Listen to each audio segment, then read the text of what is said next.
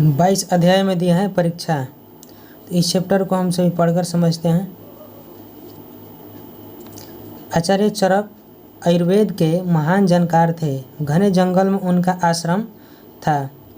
हर साल बहुत सारे विद्यार्थी उनके आश्रम में आयुर्वेद व जड़ी बूटियों का ज्ञान प्राप्त करने आते थे। वे प्रत्येक दिन शिष्यों को वनस्पतियों के बारे में जानकारी देते थे। हर पूर्णिमा की रात वे अपने शिष्यों को लेकर जंगल में निकल पड़ते, क्योंकि कुछ बूटियाँ चांदनी रात में ही पहचानी जा सकती थी। फिर आगे दिया है कि ऐसे जंगली जानवरों का भय भी होता था। एक तो रात, ऊपर से तरह तरह की डरावनी आवाज़ें, ये सब मिलकर भय का वातावरण बनाती थी। कुछ विद्यार्थी तो डर के मारे बीच में ही पढ़ाई छोड़कर भाग जाते थे। आचार्य चरक कहते, अच्छा हुआ कि डरपोकों ने मेरा समय नष्ट नहीं किया। जो मौत से डर गए वे वैद्य क्या बनेंगे। वैद्य का तो काम ही मौत से लड़ना है, मृत्यु पर विजय प्राप्त करना है।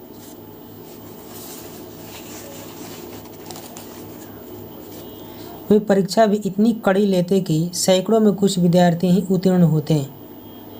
जो उत्तीर्ण होते वे चारों ओर उनका यश फैलाते, यानी उनकी नामों का यश फैलाते, उनकी कीर्ति फैलाते, लोगों को विभिन्न रोगों से मुक्ति दिलाते।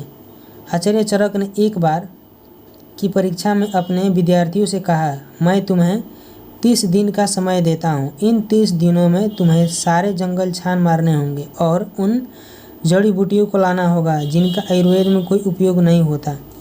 गुरुजी ने कहा अपने सभी शिष्यों से, यानी परीक्षा के तौर पर, कि मैं तुम्हें 30 दिन का समय देता हूँ। इस 30 दिन में सारे जंगलों में छान मारना है, यानी घूमना है, और कोई ऐसी जड़ी है जिसका उपयोग आयुर्वेद में नहीं होता, यानी वह जड़ी बूटी ना हो।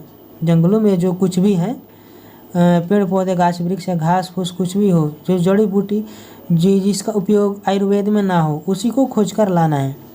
सभी विद्यार्थी चारों दिशाओं की ओर दौड़ पड़े। कुछ विद्यार्थियों को घास फूस और कंटीली झाड़ियाँ व्यर्थ लगी, वे उन्हें झोली में भरकर ले आए। कुछ ने वृक्षों की छालें व पत्तियाँ आदि इकट्ठा की जिनकी कोई दवा नहीं बनती थी। कुछ विद्यार्थियों ने ज़्यादा छानबीन की और जहरीले फल और तने लाए जिन्हें खाने से जीवों की मृत्यु होती थी। कुछ अधिक परिश्रमी शिष्यों ने जड़ें भी खोदकर इकट्ठी कर ली। 20 दिन के बाद सभी शिष्यों ने अपनी अपनी जमा की गई जड़ी बूटियाँ दिखाई। चरक ने सभी की लाई चीज़ें देखी, परंतु वे संतुष्ट नहीं हुए। 29वें दिन तक केवल एक को छोड़कर सभी शिष्य लौट आए। सभी कुछ न कुछ बिनकर लाए थे। अंतिम शिष्य 30वें दिन लौटा, वह भी खाली हाथ। वह एक भी वनस्पति नहीं ला पाया था। उसे देख सारे शिष्य हंस पड़े। चरक ने प्रश्न सूचक दृष्टि से उस शिष्य को देखा। वह बोला, गुरुदेव, मुझे सारे जंगल में एक भी ऐसी वनस्पति नहीं मिली जो आयुर्वेद के काम न आती हो या बेकार हो। चरक ने घोषणा की कि इस वर्ष यही विद्यार्थी उत्तीर्ण हुए हैं। सचमुच जंगल में ऐसी कोई वनस्पति नहीं है जो बेकार हो। अगर हम किसी वनस्पति का उपयोग नहीं कर पा रहे हैं तो उसका अर्थ यही है कि हम उनके गुणों को अभी पहचान नहीं पाए हैं या हमारा ज्ञान उसके बारे में अधूरा है। तो आगे हमारा शब्दार्थ दिया है कि आयुर्वेद का मतलब क्या होता है। आयुर्वेद का मतलब होता है एक तरह की चिकित्सा पद्धति। आश्रम का मतलब होता है जहाँ शिष्य रहकर विद्या अध्ययन करते थे। वैद्य का मतलब होता है चिकित्सा करने वाले। शिष्य का मतलब होता है छात्र। और वनस्पति का मतलब होता है पेड़ पौधे। प्रश्न दिया है कि परीक्षा शब्द सुनते ही आपको कैसा लगता है। इसमें देखिए, इसमें प्रश्न दिया है 5 और इसमें 2 आगे प्रश्न दिया है। ठीक है, 1 नंबर प्रश्न है कि परीक्षा शब्द सुनते ही आपको कैसा लगता है। तो इसका आंसर है कि परीक्षा शब्द का नाम सुनते ही हम सभी डर जाते हैं। परीक्षा के दिनों में आपकी दिनचर्या में क्या बदलाव आता है। तो परीक्षा के दिनों में अत्यधिक पढ़ाई करना, खेलना तथा घूमना साफ बंद कर देते हैं और सही समय पर जगकर पढ़ाई करते हैं, जो कि परीक्षा के नज़दीक होते ही हमारे दिनचर्या में अपने आप बदलाव आने लगते हैं। प्रश्न 3 दिया है कि परीक्षा क्यों ली जाती है। तो छात्र जिस विषय का अध्ययन करता है उस विषय की जानकारी लेने के लिए ही परीक्षा ली जाती है। आगे प्रश्न दिया है कि अगर आपको परीक्षा में बदलाव लाने का अवसर दिया जाए तो आप उसमें क्या क्या बदलाव लाएंगे और क्यों? तो देखिए इसका आंसर है परीक्षा का समय अवधि अधिक हो जो कि अगर कोई छात्र किसी कारण देर से पहुंचता है तो उसको पर्याप्त समय मिल सके। फिर आगे लिखे हैं कि परीक्षा का प्रश्न पेपर भी अच्छे लेवल का हो जिससे कि पढ़े हुए छात्रों को भी ज़्यादा घबराना ना पड़े। परीक्षा 2 पालियों में ही लिया जा सके जिससे कि परीक्षा केंद्रों पर भीड़ भाड़ की समस्या खड़ी ना हो सके। फिर आगे प्रश्न है कि अपना परीक्षा परिणाम आप सबसे पहले किसे बताते हैं और क्यों? तो इसका आंसर हम लिखे हैं कि अपना परीक्षा परिणाम सबसे पहले अपने दोस्तों से बताते हैं या उनका परिणाम पूछते हैं। ऐसा इसलिए होता है क्योंकि छात्रों का परिणाम थोड़ा अच्छा न आने कारण अपने माता पिता या गुरुजनों से बताने में संकोचाते हैं। आगे प्रश्न दिया है कि गुरु जी का क्या नाम था, वे किस विषय के जानकार थे? तो इसका आंसर है कि गुरु जी का नाम चरक था, वे आयुर्वेद विषय के जानकार थे। गुरु पूर्णिमा के रात शिष्यों को जंगल में क्यों ले जाते थे? तो ऐसे दिव्य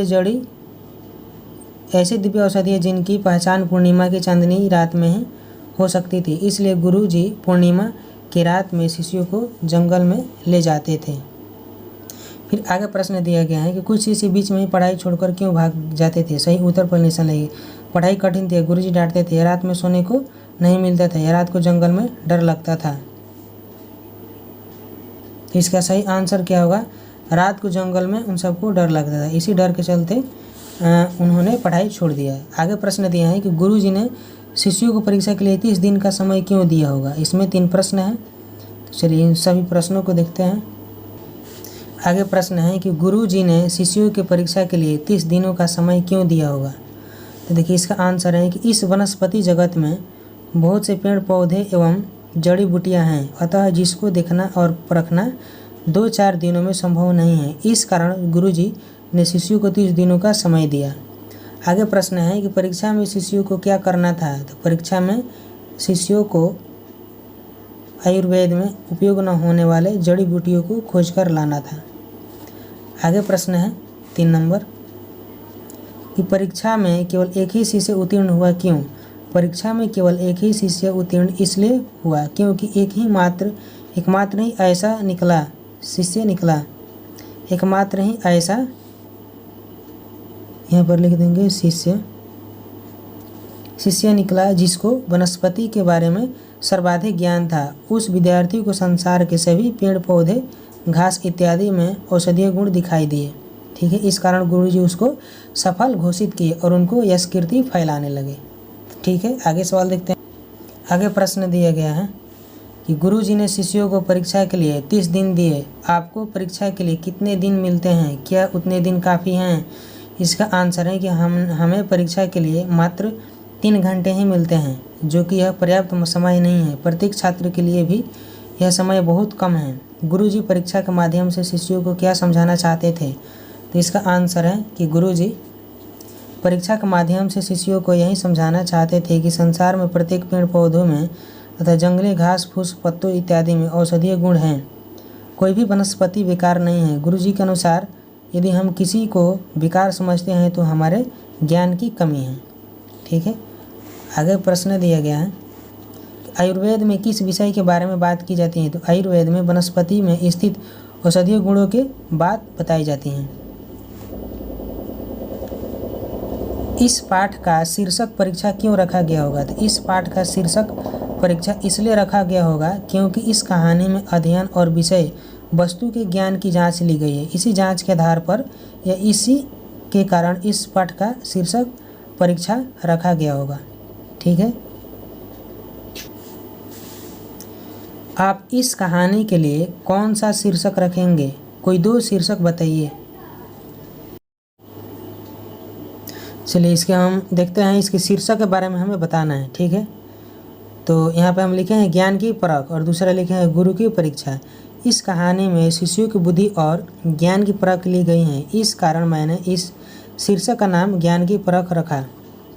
आगे दिया है गुरु की परीक्षा। गुरु जी ने काफ़ी संघर्ष के बाद अपने शिष्यों से कठिन परीक्षा लेते। इस परीक्षा में एक दो ही छात्र सफल होते और जो सफल होते उनका गुरुजी यश कीर्ति फैलाते और वे एक सफल वैद्य बनाते थे। इस कारण मैंने इस शीर्षक का नाम गुरु की परीक्षा रखा। फिर इसके बाद दिया है, पढ़ाई छोड़कर जाने वाले शिष्यों के लिए गुरुजी ऐसा क्यों कहते थे कि अच्छा हुआ कि डरपोकों ने मेरा समय नष्ट नहीं किया। इसका आंसर है कि गुरुजी का कहना था कि जो विद्यार्थी पढ़ाई छोड़ देते हैं वे डरपोक हैं। ऐसे शिष्यों को चला जाना ही ठीक है, क्योंकि जो पढ़ाई से डरता है वह अपना तथा गुरु के समय को ही नष्ट करता है। ठीक है। आपको कब कब लगता है कि आपका समय नष्ट हो रहा है तो इसका सही निशान हमें लगाना है। तो खेलने में भी समय नष्ट होता है, पढ़ाई करने में, टीवी देखते में इसमें भी हो जाएगा। ठीक है। स्कूल आने जाने में, घर के लिए सामान खरीदने में, घर का काम करने में, सोने में। ठीक है। ऐसा भी होता है कि जो लोग होते हैं कि दिन में भी सोते हैं और रात्रि में भी सोते हैं, तो उनका ऐसा लगता है कि मेरा समय नष्ट हो रहा है। ठीक है। सोने से मेरा समय नष्ट हो रहा है। दोस्तों के साथ घूमने फिरने में, पानी भरने में या पेंसिल ढूंढने में, ऐसा भी हो सकता है। ठीक है। आपके घर में कौन कितने समय काम और कितने समय आराम करता है, तालिका में लिखिए। देखिए इसमें दिया है कि व्यक्ति का नाम, काम करना और आराम करना। इसमें जो व्यक्ति का नाम दिया है इसमें लिखना है कि वो कौन से काम करते हैं। जैसे मैं कौन सा काम करता हूँ, या खेलता हूँ या पढ़ाई करता हूँ या कोई जॉब करता हूँ, और कितने देर आराम करता हूँ। माँ जो होती हैं कौन सी काम करती हैं और आराम कितनी देर करती हैं, ये तो आपकी प्रश्न का है। ठीक है। ये आप जैसा चाहे इसमें अपनी दिनचर्या, घर की दिनचर्या के बारे में लिख सकते हैं। आगे प्रश्न दिया है कि आपके बुजुर्ग अक्सर आपसे कहते होंगे कि पढ़ लो, समय बर्बाद मत करो, बीता हुआ समय फिर वापस नहीं आता, समय की कद्र करना सीखो, यूं इधर उधर समय क्यों गंवा रहे हो, आदि। फिर इसके बाद सवाल दिया है इस पे कि कौन नंबर जो सवाल दिया है कि क्या उनका ऐसा कहना ठीक है, यदि हाँ तो क्यों। जब वे ऐसा कहते हैं तो आपको कैसा लगता है। किसी ऐसी घटना के बारे में बताइए जब आपने समय का ध्यान नहीं रखा और आपको कोई परेशानी उठानी पड़ी हो। चलिए सवाल को हम देखते हैं यहाँ पे। देखिए इसका आंसर यहाँ पे है। जैसे क्वेश्चन है, क्या उनका ऐसा कहना ठीक है, यदि है तो क्यों। तो उनका ऐसा कहना बिल्कुल ठीक है, क्योंकि समय गंवाने से हमें पीछे बहुत पछताना पड़ा है। ठीक है। समय किसी भी स्थिति में गंवाना नहीं चाहिए, क्योंकि गंवाए हुए समय फिर वापस जो समय चल गया फिर वापस आने वाला नहीं है। ठीक है। इसलिए हमें किसी भी परिस्थिति में समय को गंवाना नहीं चाहिए। फिर आगे प्रश्न दिया है कि जब वे ऐसा कहते हैं तो आपको कैसा लगता है। जब वे ऐसा कहते हैं तो हमें एक अलग सीख मिलती है तथा उनकी बातों को मानकर उसी कामों में लग जाते हैं। किसी ऐसी घटना के बारे में बताइए जब आपने समय का ध्यान नहीं रखा और आपको कोई परेशानी उठानी पड़ी हो। ऐसी परीक्षा के ही समय हुआ है, ऐसा परीक्षा के ही समय हुआ या किसी छात्र के साथ होता है तथा ट्रेन के समय ध्यान में न आने से ऐसी परेशानियों को झेलनी पड़ती हैं। ठीक है। चलिए आगे सवाल देखते हैं। आगे सवाल दिया है कि ऐसे में जंगली जानवरों का भय भी होता था। जंगल में कौन से जानवर होते होंगे। चांदनी रात में पहचाने जा सकने वाली जड़ी बूटियों में कौन सी खास बात होती होंगी। चरक ने अंतिम शिष्य को प्रश्नसूचक दृष्टि से क्यों देखा होगा। फिर आगे सवाल दिया है कि आपके आसपास ऐसा कोई पेड़ पौधा है जो किसी तरह का नुकसान पहुंचाता है। चलिए इसके बारे में हम समझते हैं। यहाँ पे जंगल में बाघ, शेर, चीता, भालू, हिरण, बारहसिंगा, लकड़बग्घा तथा बहुत से जानवर, नीलगाय इत्यादि रहते होंगे। चांदनी रात में पहचाने जा सकने वाली जड़ी बूटियों में कौन सी खास बात होती होंगी। तो इसका आंसर है कि चांदनी रात में कुछ जड़ी बूटियों में कुछ विशेष प्रकार की चमक होती होगी, जिसके कारण हमें उसकी पहचान होती होगी। आगे प्रश्न दिया है कि चरक ने अंतिम शिष्य को प्रश्नसूचक दृष्टि से क्यों देखा होगा। तो इसका आंसर है कि चरक ने अंतिम शिष्य को प्रश्नसूचक दृष्टि से इसलिए देखा क्योंकि वह खाली हाथ आया था और गुरुजी के पूछने पर उसने बताया कि संसार में ऐसी कोई जड़, पेड़ पौधे या घास फूस नहीं है जो आयुर्वेद में न आता हो। उनकी इन सफलता पर भी गुरु ने आश्चर्य दृष्टि से देखा। क्या आपके आसपास कोई ऐसा पेड़ पौधा है जो किसी तरह नुकसान पहुंचाता है? हमारे आसपास कोई ऐसा पेड़ पौधा नहीं है जो हमें नुकसान पहुंचाता है। फिर आगे दिया है कि नीचे दिए गए पेड़ पौधों के लाभ बताइए। देखिए, नीम का क्या लाभ है। नीम एक शरीर के रोगों को दूर करता है तथा हमारे रक्त को शुद्धि करता है। और भी बहुत से जैसे कीटाणुनाशक होता है। इसके पत्तियों को पीसकर और किसी घाव पे या कटे हुए स्थानों पर लगाने से वह सूख जाता है। जैसे तुलसी हो गया, तुलसी का उपयोग भी खांसी एवं कई रोगों में होता है। जैसे इसका उपयोग पूजा पाठों में भी लगाया जाता है तुलसी के पत्तों को, और भी बहुत से कामों में यह उपयोगी सिद्ध होता है। चिरैता जो है रक्त शोधन में काम करते हैं, यानी रक्त को शुद्धि के लिए यह काम आता है। अर्जुन दर्दनाशक इत्यादि में काम करते हैं, यानी अर्जुन वृक्ष के जो छाल होते हैं उसको पीसकर और लगाने से दर्द जैसे बीमारी, भयंकर दर्द जैसे बीमारी ठीक हो जाता है। ऐसा इन सभी चीज़ों का उपयोग आता है। फिर आगे सवाल दिया है कि आयुर्वेद रोगों के इलाज की एक पद्धति है। इसके बारे में शिक्षक या अन्य बड़े व्यक्तियों से पता कीजिए और कक्षा में बताइए। देखिए, आयुर्वेद जो है वह रोगों में, बहुत से रोगों में या अनेकों रोगों में इलाज आता है। आयुर्वेद जो है यह प्राचीन काल से प्रचलित है और आज भी इसका उपयोग बहुत से रोगों में किया जाता है। चलिए एक बार और इस प्रश्न को यहाँ पे हम रिपीट कर लेते हैं। आयुर्वेद रोगों के इलाज की एक पद्धति है। इसके बारे में शिक्षक या अन्य बड़े व्यक्तियों से पता कीजिए और कक्षा में बताइए। आयुर्वेद जो है वह प्राचीन काल से जो हमारे रोगों के लिए सहायक हैं। ऐसे बहुत सी जड़ी बूटियाँ हैं जो हमारे प्राणों के लिए भी या बहुत से जरूरी कार्यों के लिए कारगर साबित होता है, जिसका आज भी उपयोग आमतौर पर किया जाता है। आयुर्वेद एक जीवन की पद्धति है जो हमारे प्राचीन काल में प्रचलित था और आज भी इसके उपयोग बहुत से इलाजों में किया जाता है। फिर आगे प्रश्न दिया है, नीचे दिए गए शब्दों के दो दो पर्यायवाची शब्द लिखिए। जैसे वृक्ष हो गया तो वृक्ष का पेड़, और ये द्रुम हो जाएगा या लता हो जाएगा। जंगल का वन अभयारण्य, शिष्य का छात्र चेला, रात के रात्रि रैन, गुरु के अध्यापक और ये आचार्य। चलिए आगे दिया है कि सभी कुछ न कुछ बीनकर लाए थे। यहाँ बीनना का अर्थ क्या है, इन शब्दों के प्रयोग में क्या अंतर है। जैसे देखिए यहाँ पे दर्शाए गए उठाना, लाना, बीनना या छांटना। अब यहाँ पे सवाल दिया है कि नीचे दिए गए वाक्यों में इन शब्दों के सही रूप का साथ प्रयोग कीजिए। मैंने आलू अलग किया, डॉट अलग किया। तो कैसे अलग किया, बीनकर अलग किया, छांट कर अलग किया। तो मैंने आलू को छांट कर अलग किया। तो यहाँ पर हम लिख सकते हैं छांट कर, ठीक है।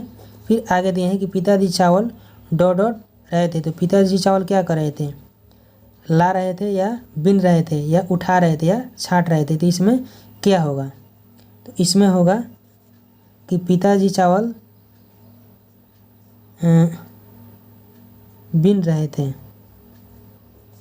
शीला ने चादर उठाया या लाया। तो यहाँ पे कौन सा वर्ड होगा, शीला ने चादर लाया। यहाँ पर लिख देते हैं शीला ने चादर लाई, ठीक है। नंदू क्या लाया है, नंदू ने क्या लाया है, ठीक है। तो यहाँ पे हो जाएगा गांव वाले जलावन के लिए सूखी लकड़ियाँ उठा ले गए हैं, ठीक है। सामान में से सब्जी और दालें छांट कर अलग कर दो। तो यहाँ पर लिख देंगे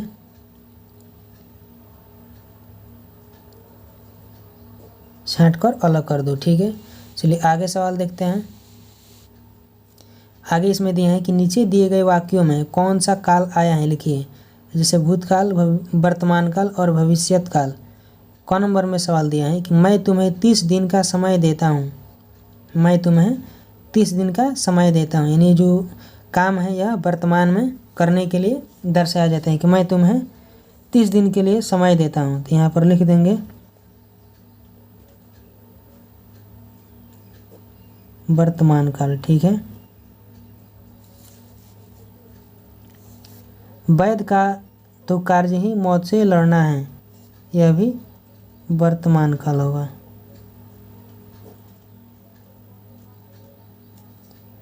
आचार्य चरक आयुर्वेद के महान जानकार थे। तो यह किस चीज़ से बुद्ध करा रहे हैं? भूतकाल से, नहीं बीते हुए समय से। तो यहाँ पर लिख देंगे भूतकाल, ठीक है। तुम्हें सारे जंगल छान मारने होंगे। तुम्हें सारे जंगल छान मारने होंगे, यह भविष्यत काल की बात है। भविष्यत काल। सभी कुछ न कुछ बिनकर लाए थे यानी किस चीज़ की बात है? यह भूतकाल की बात है। तो यहाँ पर लिख देंगे भूतकाल। चलिए आगे सवाल दिया है, यस शब्द में सु या अप जोड़ने से नए शब्द बनते हैं। जैसे यस में हम सु जोड़ते हैं तो सुयस, और अपयस में अप, जैसे यस में अप जोड़ते हैं तो अपयस। नीचे दिए गए शब्दों में सही अक्षर जोड़ते हुए नए शब्द बनाएं। जैसे देखिए यहाँ पे जोड़ा गया है, कन्या में सु जोड़ा गया है, तो यहाँ पे क्या हो जाएगा? सुकन्या, सुपुत्र, और यहाँ पे अनदेखा, और यहाँ पे हो जाएगा अनपढ़, और यहाँ पे प्रकाश, और ये प्रदेश। यहाँ पे होगा अ प्लस शांति, तो यहाँ पे क्या हो जाएगा? अशांति, अशांति। अ प्लस न्याय, तो यहाँ पे हो जाएगा अन्याय, ठीक है। देखिए दिया गया है 3 नंबर में कि नीचे दिए गए शब्द समूह में से सही शब्द पर घेरा लगाइए। इसमें जो सही शब्द होगा उसी पर घेरा लगाना है। जैसे देखिए आयुर्वेद है, यहाँ 3 तरह से लिखा गया है, इसमें 2 गलत होगा, सिर्फ एक ही सही होगा। ये पूर्णिमा लिखे हुए हैं, इसमें 3 तरह से लिखा गया है, सिर्फ एक ही इसमें सही होगा, फिर इसमें भी एक सही होगा। तो देखिए यह क्या लिखा है 1 नंबर में? आयुर्वेद, तो यह सही वर्ड नहीं है। ये आयुर्वेद, ये सही है, और यहाँ पर लिखा है आयुर्वेद, आयुर्वेद, यानी इसमें द पर रेफ है, तो इसको क्या पढ़ेंगे? आयुर्वेद। तो इसमें सही वर्ड कौन सा है? आयुर्वेद, ठीक है। चलिए आगे दिया है पूर्णिमा, ये पूर्णिमा और ये पूर्णिमा। देखिए ये दोनों वर्ड सेम हैं, तो इसमें किसी एक पर चिन्ह लगा देंगे। और इसमें देखिए इसमें लिखा है उत्तीर्ण, उत्तीर्ण, ये जो ता पर जो रेफ है इसमें दिया है, तो ये गलत वर्ड है उत्तीर्ण की तुलना में। तो यहाँ पे क्या है? उत्तीर्ण, और यहाँ पे क्या है? उत्तीर्ण। तो सही वर्ड क्या है? उत्तीर्ण, ये वाला सही वर्ड होगा। 4 नंबर दिया है कि नीचे दिए गए शब्दों को अलग अलग समूह में छांट कर लिखिए। हर समूह में एक एक शब्द अपनी ओर से भी लिखिए। जैसे 6 दिया है तो क्या हो जाएगा? परीक्षा, क्षण, और ये क्षमा। तो यहाँ पर हम लिख देते हैं, जैसे हो जाएगा परीक्षा, क्षण, क्षमा, और एक अपने मन से लिखना है तो एक और क्या हो जाएगा?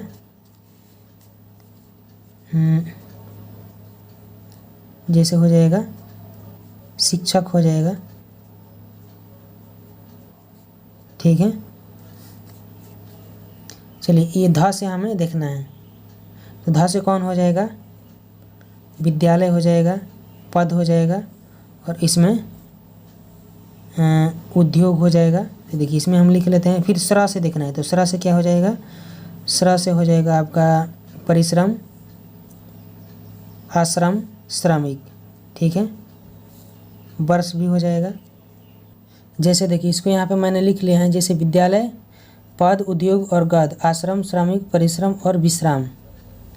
फिर इसमें लिखे हैं री से, इसमें री की मात्राएं, तो प्रकृति, मृग, मृत्यु और ये अमृत। ये जो निचला सबसे वर्ड है इसमें चारों में, ये सब अपने मर्जी से लिखा है, बाकी तीनों इसमें बुक में दिया गया है। जैसे देखिए इसमें हमें लिखना है र से, तो आधा र इसमें दिया गया है, जिस कर्ण, वर्ण, हर्ष, वर्ष, जिस कर्ण दिया है तो क और आधा र, क प्लस आधा र और प्लस अड़ा। इसको यदि हम खंडित करेंगे तो क आधा र और अड़ा कर्ण हो जाएगा, वर्ण हो जाएगा जैसे व प्लस र प्लस अड़ा, इस प्रकार से हो जाएगा। ठीक है, चलिए आगे सवाल देखते हैं। आगे सवाल दिया है कि क्या परीक्षा में पुस्तक खोलकर देखने की अनुमति होनी चाहिए, अपने विचार बताइए। परीक्षा पाठ में से ऐसे प्रश्न लिखे जो आपसे परीक्षा में पूछे जाने चाहिए। क्या परीक्षा में पुस्तक खोलकर देखने की अनुमति होनी चाहिए? नहीं। यदि हम एक वर्ष के जिस विषय के लिए मेहनत करते हैं, उस विषय के लिए यदि कोई शिक्षक जांच करते हैं कि हमने कैसे इसके लिए स्टडी किया है, अध्ययन किया है, तो उसके लिए हमें ज्ञान परीक्षा लिया जाता है, अर्थात उसकी परीक्षा ली जाती है। और यदि उस परीक्षा में हम पुस्तक खोलकर लिखना चाहें तो यह शिक्षा के अतिरिक्त या परीक्षा के अतिरिक्त यह अच्छा नहीं है। अपने विचार दीजिए, तो इस विचार में यह अच्छा नहीं है। ठीक है, आगे सवाल दिए हैं कि बताएं परीक्षा पाठ में से ऐसे प्रश्न लिखे जो आपसे परीक्षा में पूछे जाने चाहिए। तो ऐसे अपने मर्जी से बहुत ऐसे प्रश्न लिख सकते हैं। जैसे ये प्रश्न हो सकता है कि जो गुरु जो थे वह किस चीज़ों की परीक्षा लेते थे या कैसे परीक्षा लेते थे।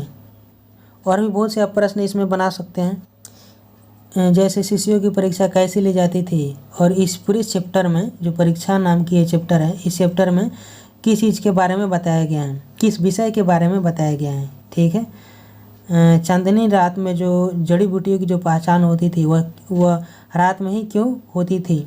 ऐसे बहुत से प्रश्न आप लिख सकते हैं। ठीक है, तो यहाँ तक ये चैप्टर था 22 चैप्टर, जो ये चैप्टर समाप्त है।